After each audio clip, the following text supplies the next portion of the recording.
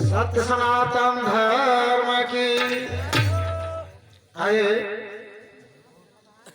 इस प्रकार से जो यानी कथा बताई गई। राजा राम के परिवार में 15 बहुरिया और 2000 बालक, जिनमें 24 कन्याएं। जो सबसे बड़ी बेटी है कुश की, जो पहला विवाह हुआ कुश का यानी चंपिका के साथ में राजा भोरखित महाराज की बेटी के साथ, उसी से जो कन्या उत्पन्न हुई जिसका नाम हेमा। हेमा जब सयानी हुई तो उसके बारे में राजा रामचंद्र जी यानी सोचने लगे कि कुछ पुत्रिया जब भई सयानी,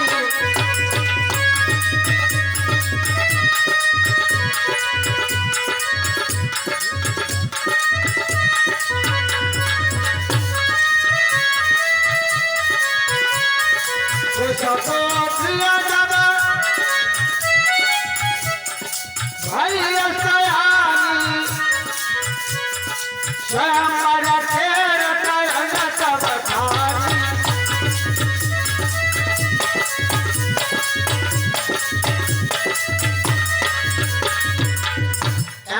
की बेटी हेमा जब सयानी हो गई तो स्वयंवर की रचना के बारे में राजा राम स्वयं विचार करने लगे कि पोती सयानी हो गई तो पोती का कहीं से विवाह किया जाए।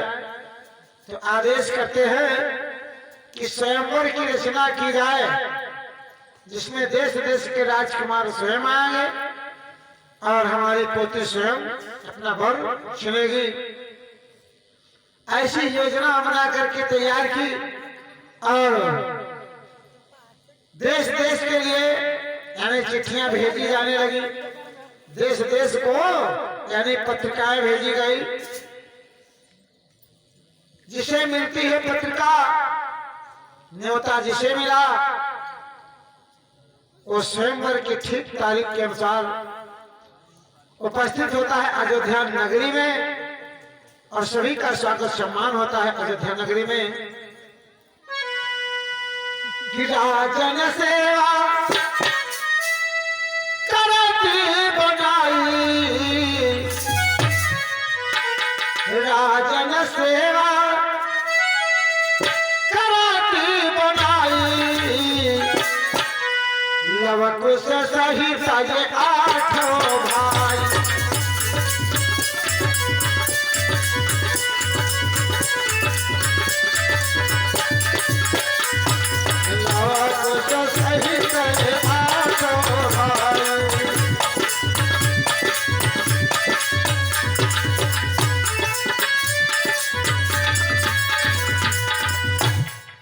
इतना बड़ा परिवार हो गया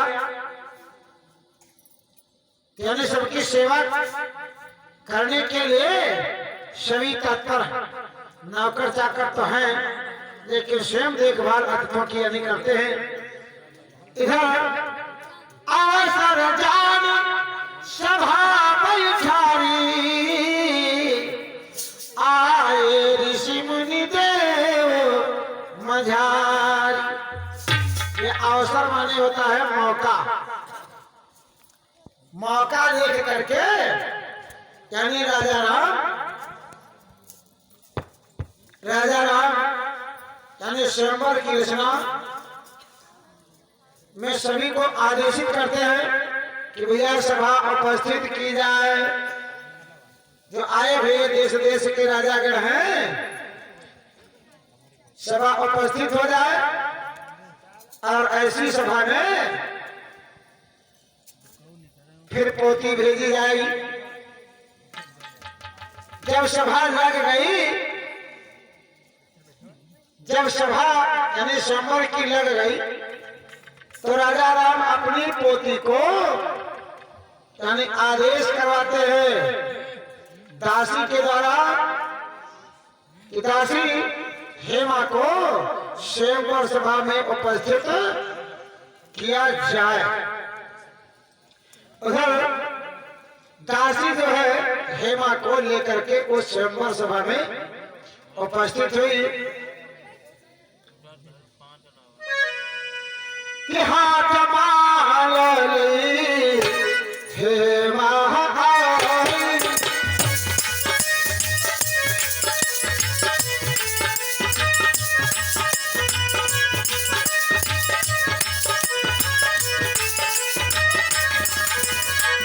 हाथ मालली हे महाकाली देखा को सखी या सब धाई देखा को सखी या सब धाई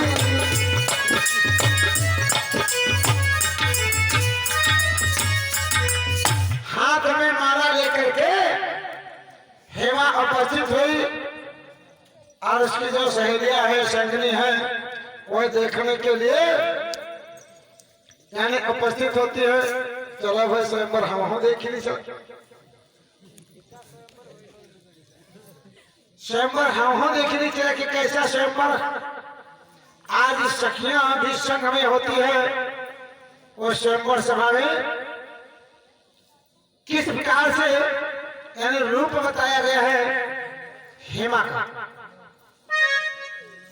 कि ऐसा झलक कहीं भेसरी कहीं मोती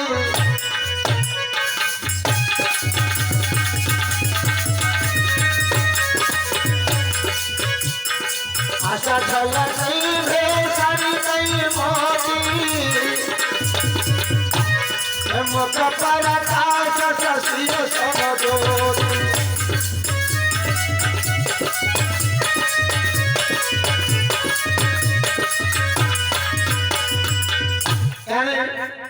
उसका रूप कैसा बताया गया आस झलक कई भेसर कई मोती जैसे भेसर है ऐमा जब मोती का बिंद रखा होते जैसे लाइट लागत तो बढ़िया चम चम चमकत दूर से नहीं। इस प्रकार से वर्णन किया गया अस झलकई भेसर कई मोती मुख प्रकाश शशि सम ज्योति। शशि माने चंद्रमा, चंद्रमा के समान उसका चेहरा बताया गया। वहां पर जितने भी प्राणी उपस्थित हैं आए हुए यानी राजकुमार सभी पर जो है अपनी अपनी निगाह डालते। जो भी देखता है तो सबका मन यही करता है कि वरमाला हमारे यानी वरमाला हमारे ही गले में डाल दे, वरमाला हमारे ही गले में डाल दे। ऐसा विचार सभी का बनता है, लेकिन ऐसा विचार जब सभी का बना तब यह नर नियति कछ जान न जाई किस नर की क्या लीला है और नियत उसकी कैसी है।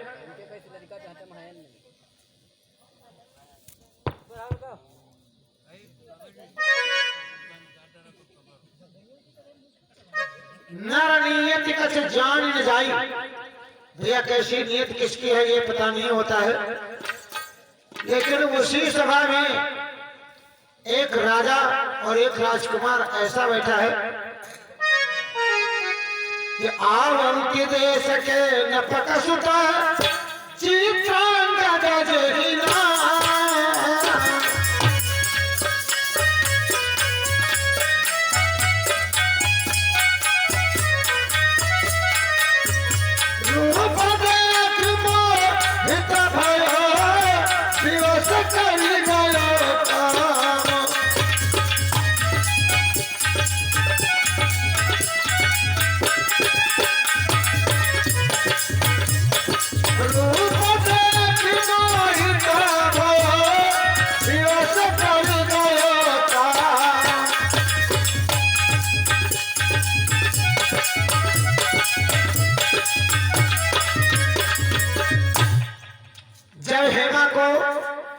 देखा चित्रांगद ने। चित्रांगद आवंत देश के राजा उग्रबाहु का बेटा। जब उसने देखा हेमा को तो विचार करने लगा, भाई इतने यहाँ पर राजकुमार बैठे इतनी संख्या में राजकुमार बैठे, का पता जयमाला के गले पर भरी तो या जने के, तो भाई उसको उसकी इच्छा जैसी हो। और हमारी इच्छा ये यानी बता रही है हमारा आना व्यर्थ ही क्यों हो जाए, इसलिए हम कुछ उपाय सोचे। तो उपाय क्या विचार किया कि क्यों ना हम इसका हरण करें। ऐसा सोच करके रथ को तैयार कर लिया और अपने आसन से उठा और चल पड़ा। हेमा की पकड़ ली भुजा और बिठा लिया रथ पर और चलते भरे कि पकड़ी बाहर रथ पर बैठाई।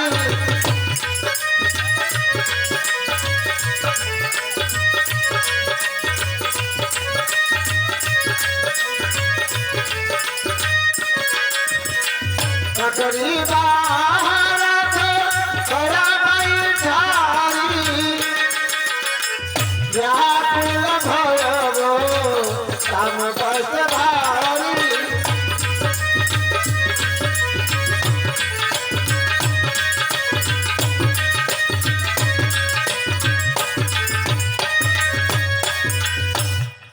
यानी अपनी इच्छा अनुसार हेमा को बिठा लिया रथ पर और चल पड़ा। और जैसे चल पड़ा तो पीछा करने वाले पीछा कर बैठे, लेकिन जब एक कोस की दूरी पर जाकर के पहुंचा तो विचार करने लगा कि हमारे पिताजी तो भी उसी सभा में हैं, इसलिए ऐसा कार्य करना अच्छा नहीं है कि एक कोस पहुंचा जब आगे तब सोचते हम बड़े अभागे। यानी विचार करने लगा कि इतने राजा राजकुमार बैठे थे, किसी ने ऐसा कुछ नहीं किया और हमने तो ये दुष्टक हमें करना नहीं चाहिए था। इस भाव में आकर के यानी खड़ा हो गया, रथ को रोक दिया। इधर से पीछे जाने वाले जो यानी थे हल्ला मचाने वाले अन्य देश के आए हुए राजा राजकुमार सब जो है पीछे से दौड़ते हुए यानी पहुंचे और उसे कहने लगे, हे राजकुमार, तुझे कुछ भी नहीं समझ आया कि पहली बात तो इतने बड़े सम्राट के साथ और फिर तूने अपने पिता पर भी नहीं विचार किया कि इस प्रकार से अगर हम करेंगे तो हमारे परिवार में कितना बड़ा यानी धब्बा आएगा, बदनामी होगी। कुछ भी विचार नहीं किया, अब तो मारा जाएगा, अब तो मारा जाएगा कि राजा तबई ऋषियाने, राजा तबई ऋषियाने चित्रांगद पर बाण प्रहारे।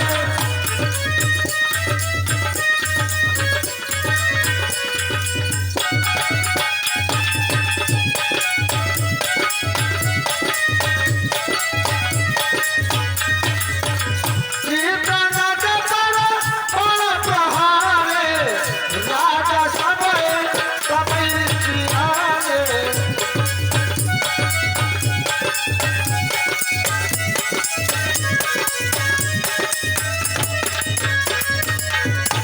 सभी राजा जो है क्रोधित हो गए और कहने लगे बचना है तो बच, अब तो मारा जाएगा। ऐसा कह करके यानी बाण छोड़ देते हैं और जब बाणों को यानी छोड़ दिया तो वो भी यानी तैयार हो गया युद्ध करने के लिए। अब तो मजबूरी, अगर भैया किसी के ऊपर किसी का प्रहार होता है तो स्वयं की रक्षा करने के लिए कुछ करना पड़ेगा। तो चित्रांगद योद्धा बड़ा भावी,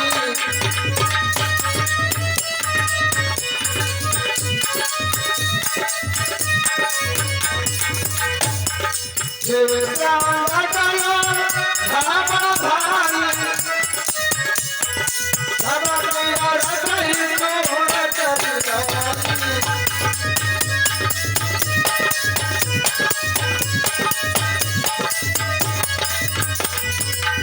चित्रांगद योधा बड़ा भारी सबके रचई चूर्ण कर डारी।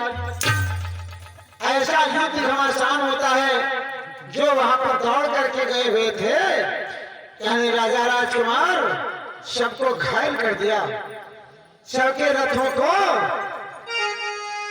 यानी तोड़ दिया। ऐसी दशा जब हो जाती है तब तक खिलावा जब सुनई तहाँ चलिया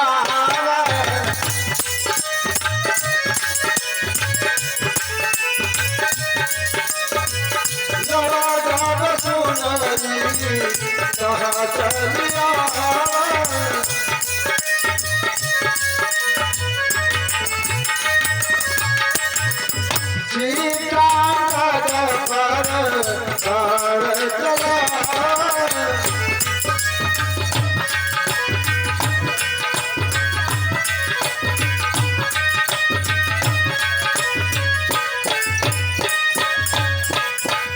जब न्यों को खबर मिली तो अपने अस्त्र शस्त्र लेकर के वहां पर यानी पहुंचा तो युद्ध प्रारंभ हो जाता है। लौ से किने की दशा लव क्रोध व्यवहार और धन से काट चित्रांगद डाला। लोग क्रोधित होकर के युद्ध करना प्रारंभ किए।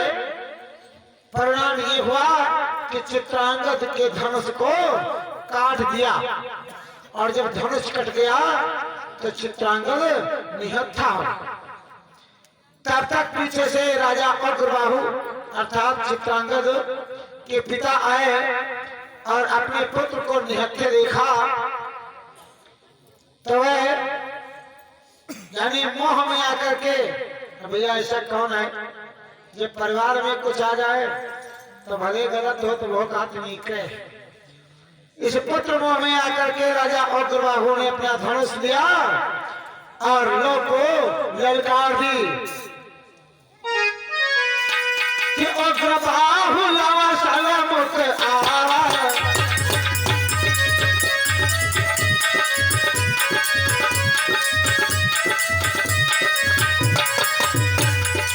अग्रबाहु लवा सलामुत आवा ताकि ताकि बहु बाण चला।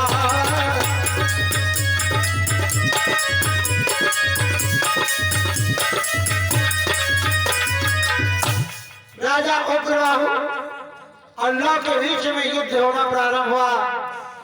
राजा अग्रबाहु ने यानी साध साध करके निशाना ऐसे बाणों का प्रहार किया जो लौ मूर्छित हो गए, लौ जमीन पर गिर गए और जब जमीन पर गिर गए ये खबर मिली कुश को तो कुश आ गए कि कुश आए जा बसून मूर्छित भय।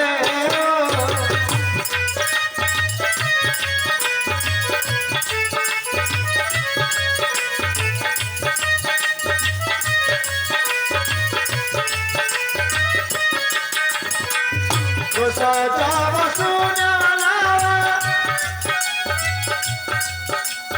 मूर्छित भय। ओ अग्रबाहु सन मुख चल गए।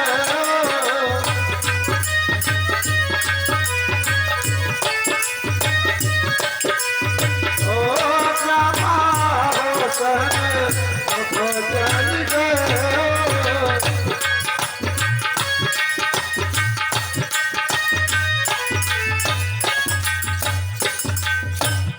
इधर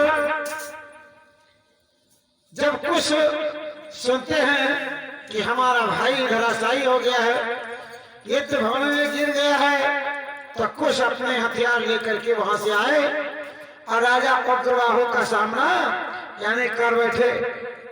और जब राजा उग्रबाहु का सामना किया तो उसमें उसी प्रकार से ताक ताक करके निशानाबाजी होती है, लेकिन कुछ ने ऐसा बाण मारा, ऐसा बाण छोड़ दिया जिससे राजा उग्रबाहु का धनुष कट गया। अब पिता और पुत्र एक जैसे हो गए। जब पिता पुत्र एक जैसे हो गए, दोनों निहत्थे हो गए। इधर कुछ बांधो पिता पुत्र को, दीन शंख बजाए पहुंचाए दरबार में, देख राम हर्षाए। कुछ राजा उग्रबाहु और चित्रांगद को बांध लिया और राम के पास में पहुंचा दिया दरबार में।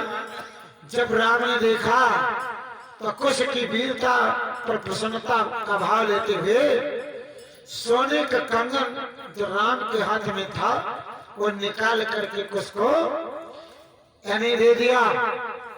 कहा बेटा हम तुम पर बहुत प्रसन्न है, ये हमारी तरफ से पुरस्कार।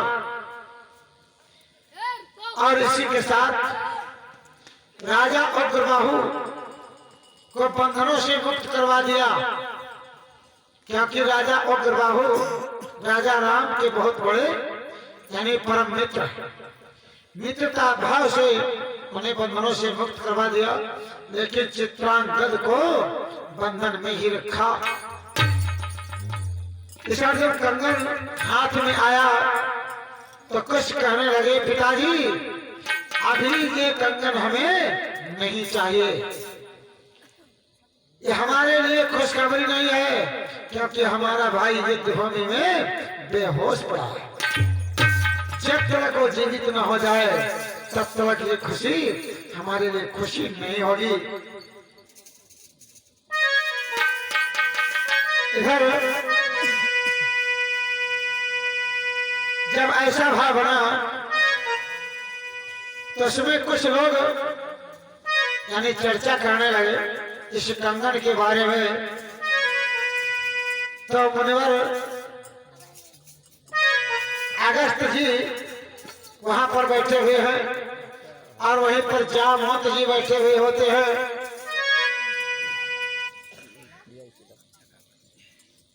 जामवंत जी बैठे हुए होते हैं।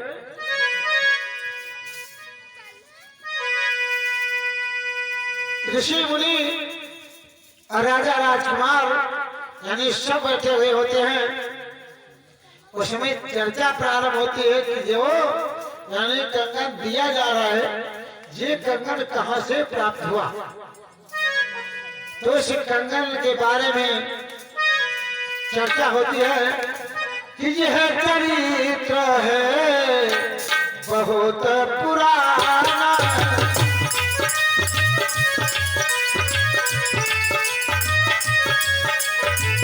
ये है चरित्र है बहुत पुराना, शादी की कंगन आज उतारना।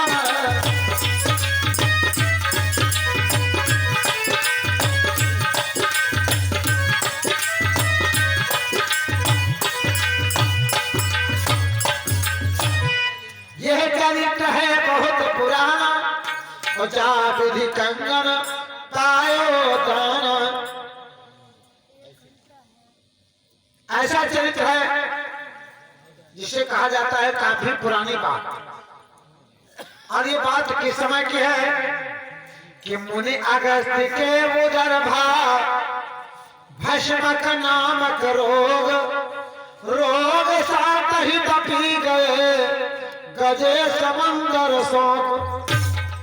मुनिवर अगस्त जी के एक बार भस्मक नाम का रोग उत्पन्न हुआ। आवे चाहे जितना जल पी जावे लेकिन उनकी प्यास नहीं बुझती है।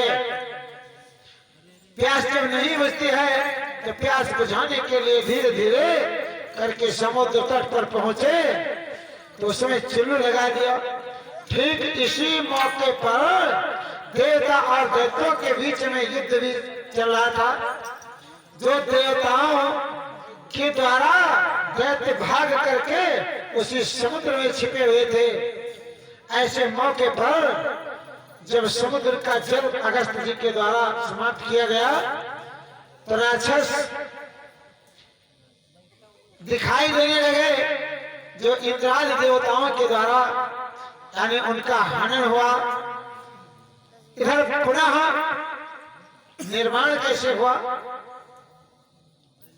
यानी अगस्त जी के सामने प्रकट हुए फिर समुद्र देवता और ट्राई ट्राई करने लगे मुनिवर से और कहने लगे, मुनिवर इसमें से कच्छ वृक्ष यानी नाग, घड़ियाल और मकर, ये जो भी जीव जंतु हैं ये सब समाप्त हो जाएंगे, इसलिए दया करो, पुनः जल का निर्माण करो।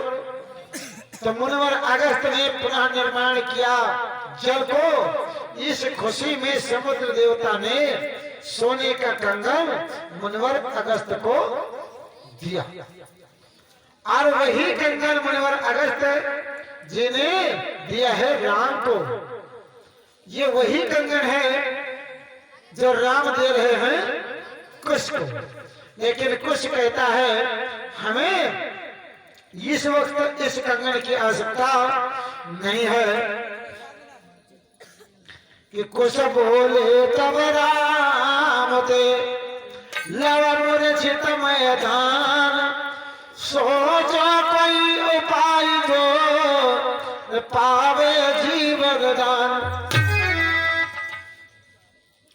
लव मूर्छित होकर के यानी धराशायी हो गया है, अगर कोई उपाय है जिंदा करने का तो उसके बारे में सोचो, पुरस्कार के बारे में नहीं। इस प्रकार यानी चर्चा यानी करते हैं कुछ। तो उसी सभा में यानी मुनिवर अगस्त जैसे ज्ञानी पुरुष और वैसे ज्ञानी है जामवंत जी, ऐसे ऐसे महान पुरुष बैठे हुए होते हैं। तो मुनिवर अगस्त जी ने कहा इसमें कौन सी बड़ी बात है, अरे थोड़ी दूर जाना है केवल और लोग जिंदा हो जाएंगे। कि सभा बागी बई थे मुनि ज्ञानी,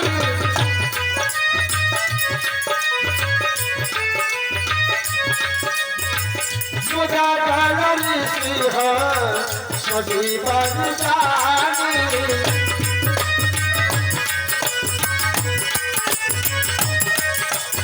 मुझा ढलन सिंह सजीवन जानी।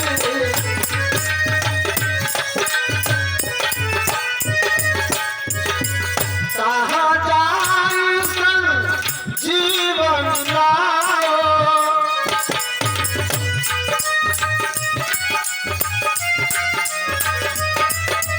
कहा जाए सन जीवन लाओ,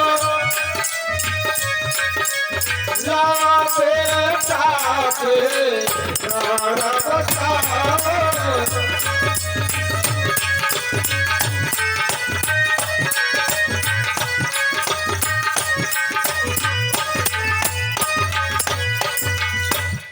कौन सी बड़ी बात, थोड़ी ही दूर पर मुदगल ऋषि महाराज का आश्रम है, वहां पर संजीवनी लगी हुई है।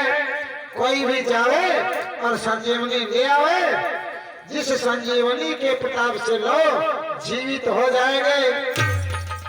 तो जामवंत जी कहने लगे वाह महात्मा वाह, ये तो बड़ी अच्छी बात बता दी कि जामवंत असर बचन बुचारा और कैसे मुदगल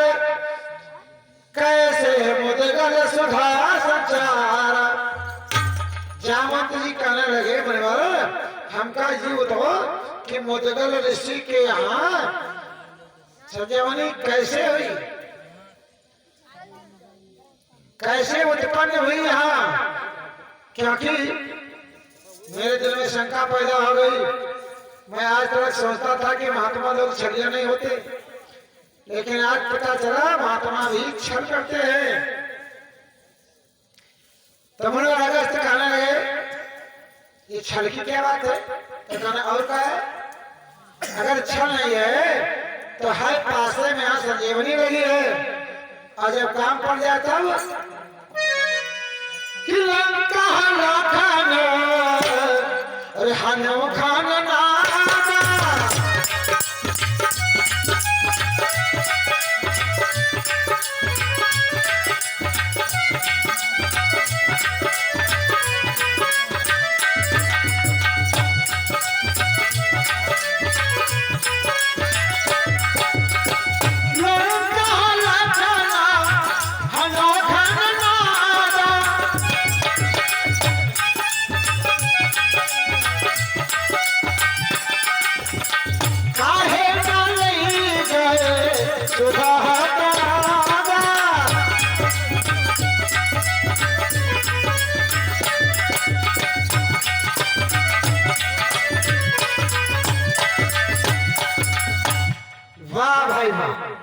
जिस समय लंका नगरी में युद्ध हो रहा था और लक्ष्मण को बरसी लगी, लक्ष्मण मूर्छित हुए, वो समय बता दिया तो सेनापति जी ने वहां मिलेगी द्रोणागिरी पर।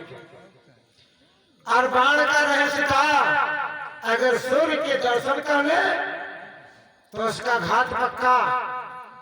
तो सूर्य यानी जैसे उदय हो उदय के साथ साथ लक्ष्मण भी समाप्त हो जाते।